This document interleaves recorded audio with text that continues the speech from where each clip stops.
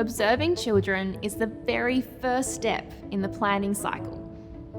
As educators, we gather information in many ways, but observation remains at the heart of what we do.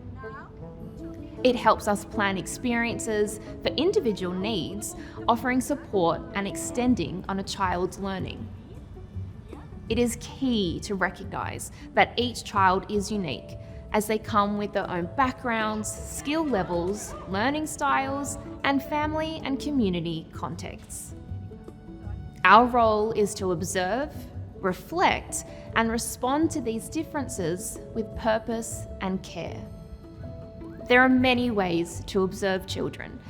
It can happen in both formal and informal ways at different time points across the year. Some examples of observation techniques could consist of anecdotal records, jottings, running records, time samples, event samples, and learning story observations. Throughout our observations, we might ask ourselves, what are the child's interests, capabilities, skills, culture, knowledge, and strengths? What have they been curious about, involved in, or learning? What do we know from prior documentation or from other educators who've worked with this child? What skill is the child developing? Are there any skills they are not willing or are less willing to try?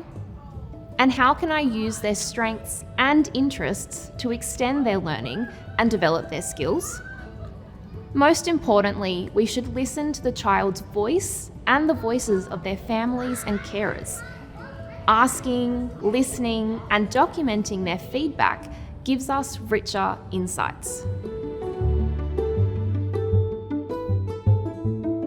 It's important that our observations are meaningful, not just a description of what a child is doing, but what that experience tells us about their learning and development.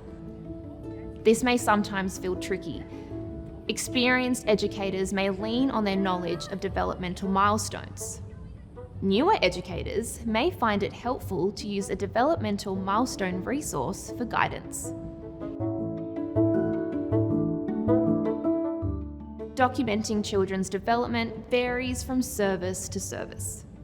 We acknowledge that this is challenging, as there is not one universal tool available for educators.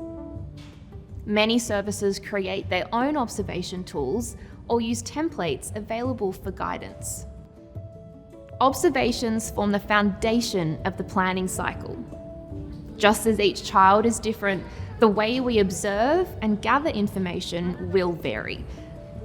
Gathering meaningful insights through observations, listening to children and their families, and leaning on our own knowledge of the developmental milestones will help us shape our own understanding of each unique child.